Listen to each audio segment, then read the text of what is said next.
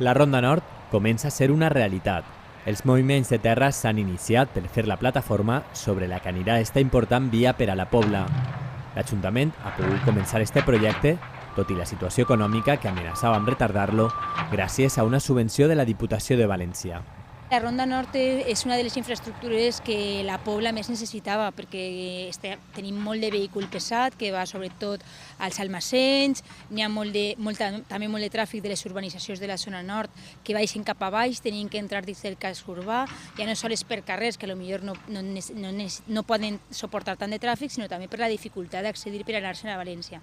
Per tant, quan tinguem l'ajuda de la Diputació d'estos 700.000 euros, pensarem, intentant prioritzar quines les obres més necessàries, esta, sense dubte, era una d'elles. Entonces, el que hem fet és, partint del projecte que ja fèrem, intentar portar-lo a la realitat i donar una infraestructura de qualitat en les mateixes dimensions que se feu el projecte, en totes les condicions, i a partir d'ahir, quan tinguem més diners, seguirem ampliant-la i seguirem millorant-la.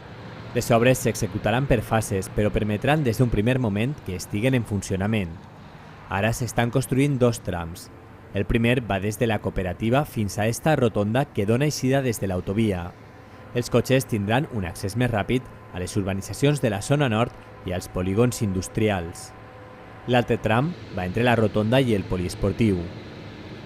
D'esta manera quedarà connectada l'entrada de l'autovia des de València amb esta carretera sense haver de travessar el poble.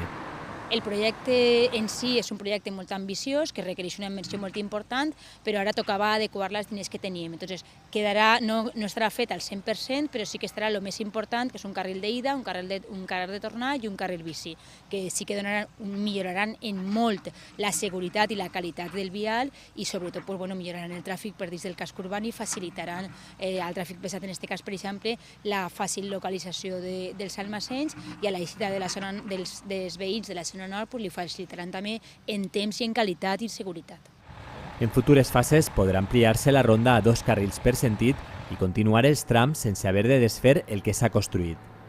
Les actuals obres de la Ronda Nord, si l'oratge no ho retarda, tenen com a termini màxim de construcció abans que s'acabi l'any.